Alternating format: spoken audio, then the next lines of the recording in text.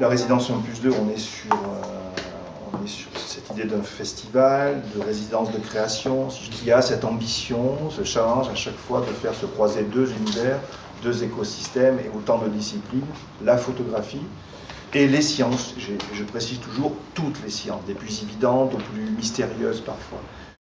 Moi, je ne suis pas toulousain, comme vous le savez. J'ai fait de la recherche sur le musée et très vite, évidemment, je suis tombé sur le fonds Trutat, que je ne connaissais pas. Il est dans l'histoire de la photographie française, il a vraiment une place importante et pourtant, il n'est pas connu, en tout cas dans le milieu photographique national. Je suis rentré à l'intérieur et je me suis dit, ce qui peut être intéressant, c'est de revenir sur les pas de Trutat. La problématique, c'est qu'on peut se perdre dans les photos de Trutat. C'est tellement riche, il y a tellement de thématiques que comment aborder Trutat? Ce qui est intéressant dans une résidence, c'est qu'on peut se perdre aussi. On peut se tromper, on peut changer de direction, etc. etc. J'adore la taxidermie et ça m'a toujours fasciné quand j'étais enfant, la taxidermie à travers les musées d'histoire naturelle. Et puis je me suis dit, en fait, c'est pas très intéressant. Puis à un moment donné, Brian, le taxidermiste, a commencé à sortir des dépouilles qui étaient dans les congélateurs. Et là, je me suis dit, en fait, c'est complètement dingue. Il me sort des animaux comme ça, congelés, donc on les pose sur les plans de travaux en aluminium. Il y a quelque chose de fascinant. Il y a encore des morceaux de glaçons sur les animaux. Et là, je me suis dit, en fait, là, il se passe quelque chose qui est unique. Et il y a un rapport à l'animal et à la mort qui est vraiment fort. Je voyais concrètement des animaux morts qui étaient pratiquement en voie de disparition ou qui avaient disparu, ou qui sont en train de disparaître. Et je me suis dit, mais c'est ça qui est intéressant. En fait, c'est ce dialogue qu'on peut avoir avec 100 ans d'écart. C'est-à-dire que Trutat, lui, il vit dans une époque qui est une époque de conquérants, l'Occident tout-puissant, avec l'homme qui domine la nature. Et nous, aujourd'hui, c'est exactement l'inverse. On se repose des questions, comment on a géré la nature pendant les 100 dernières années. On comprend bien que le monde a une finitude. Et comment donc, qu'est-ce qu'on fait? Ça nous pose vraiment beaucoup de questions. Et donc le travail de Trutat, moi, ça me permettait en fait de m'interroger autour de ça. J'avais cette volonté de montrer les dépouilles et les paysages au même niveau, les dépouilles comme des paysages aussi. Et puis d'intégrer cette couleur très très froide, qui est une couleur bleue, qui est une sorte d'allégorie, allégorie du froid, allégorie de la fin d'un temps, de la fascination par rapport à la mort, du fait en fait, ça peut être la mort, c'est terrible à dire, ça peut être très beau en même temps, et en même temps ça fait peur.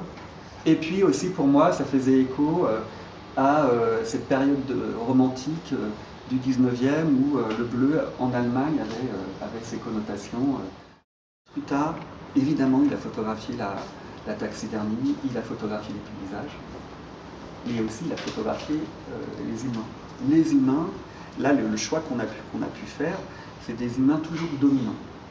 Quand on commence à regarder, alors là, c'est des tout petits tirages, mais quand on commence à regarder les photos, on voit que dans la prise de vue, en fait, ils rigolaient. Mais il y a des sourires, il y a des flous parce qu'en fait, ils ne tiennent pas la pose. Et d'ailleurs, quand on regarde vraiment précisément, on se dit, mais quelle énergie Trutat, il était électrique ce personnage. On voyait qu'il était bouillonnant, mais vraiment, il était dans la création pure. Et je pense que quand il gravissait la montagne, en fait, il y avait une super ambiance. Mais une ambiance de, voilà, on est des hommes, on est dominants, on monte la montagne, et tout, etc. Et donc après, je me suis amusé à faire cet editing où il y a l'homme dominant, le groupe fort, prédateur.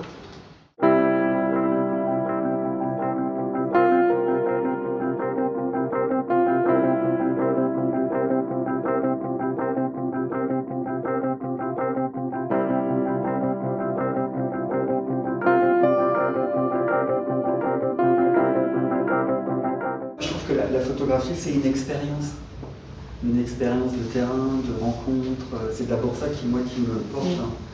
Et donc, c'est vraiment pratiquement sur le terrain que les choses sont venues au fur et à mesure. Le titre Crépuscule, évidemment, pour moi, en fait, Trutat était à une époque charnière. Voilà, entre deux, et en ce moment, je trouve qu'on est à une époque aussi charnière. Tout est en train d'être renégocié. Et j'ai voulu vraiment ouvrir par Truta, évidemment, une image de Truta, que je trouve magnifique, parce que c'est la base du travail quand même. Je pars du travail de Truta, donc je voulais vraiment qu'on commence par Truta. Et qui, pareil, en fait, c'est vraiment l'homme dominant dans la nature, fort, avec un horizon radieux pratiquement. Pour Truta, on a voulu être proche du format d'origine. Donc là, on est au format négatif, hein, des plaques. Là, on est un peu plus proche. Mais ce qui m'intéresse, c'est le rapport de l'homme. Ouais. Et donc, on a une nature qui est quand même très grande, majestueuse et tout. Et on a ces hommes tout petits à l'intérieur des paysages. Vous l'avez vu, les images de Truta, elles sont sacralisées puisqu'il y a cet encadrement de petits formats. Et les images de Guillaume sont aussi l'invitation au hors-champ. Elles ne sont pas fermées, elles sont ouvertes comme s'il y avait un prolongement.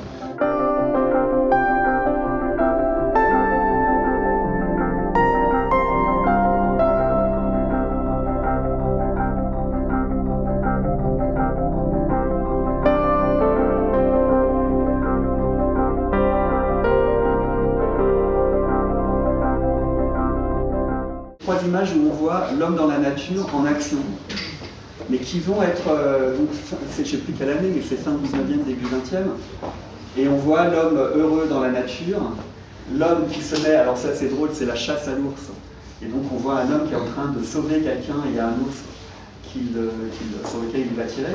Bon, pour l'histoire, en fait, c'est une blague, parce que c'est un ours en taxidermie, naturalisé. Et donc, en fait, on voit aussi le côté farceur de Truta. Et puis, il y a l'arrivée de l'automobile. L'arrivée de l'automobile, quand même, qui va nous foutre en l'air une bonne partie de la planète. Et donc, en fait, je me disais, mais en fait, tout est là, tout est dit là sur la société qu'on va connaître pour arriver à ça. C'est-à-dire un monde où la nature est en train de disparaître, les dernières preuves animales qu'on pourra avoir, ce sera lié à la taxidermie, et dans un monde assez froid et qui protège en fait, qui peut le conserver. Et donc c'est symbolique, évidemment, c'est une allégorie, c'est juste une allégorie. Cet animal a complètement disparu des Pyrénées, il a été réimplanté il y a peu de temps. Voilà, et donc en fait quand on voit cet animal, on se dit bah voilà, en fait il n'y en a plus. Et grâce aux taxidermistes, on peut les voir en volume, on peut comprendre à quoi ressemblaient ces animaux, comment ils étaient. Dans mon univers, il y a toujours le conte, même quand je fais du reportage. Quand je vais par exemple en Ukraine, si on prend quelques photos d'Ukraine, vous allez voir à chaque fois, je peux vous dire, ça c'est tel personnage de tel conte. Par exemple, là, c'est l'équipe de montagne, mais pour moi, c'est les chasseurs. Alors, c'est pas les chasseurs, hein, mais dans les symboliques. Et il y a le loup qui est évidemment le personnage clé des contes. Cette résidence par rapport à la science, moi, j'ai aucune formation scientifique, je suis autodidacte. Donc, en fait, je vais rentrer dans mon imaginaire et surtout, je ne vais pas me positionner en tant que photographe scientifique. Je vais juste me dire qu'est-ce que me raconte la science et comment la science peut me raconter quelque chose à moi. Quand je voyais ça au musée d'histoire naturelle à Paris, pour moi c'était fascinant. Tout ça va jouer dans mon travail personnel. Il y a une image d'une dépouille d'un écureuil. Et quand je vais le photographier, en fait, au même moment, moi je vais voir la position fétale de l'écureuil, c'est assez violent. Et évidemment, quand je vais travailler là-dessus, quand je vais le photographier, au même moment, je vais voir d'autres images que je peux avoir en tête par rapport à mon travail en Ukraine.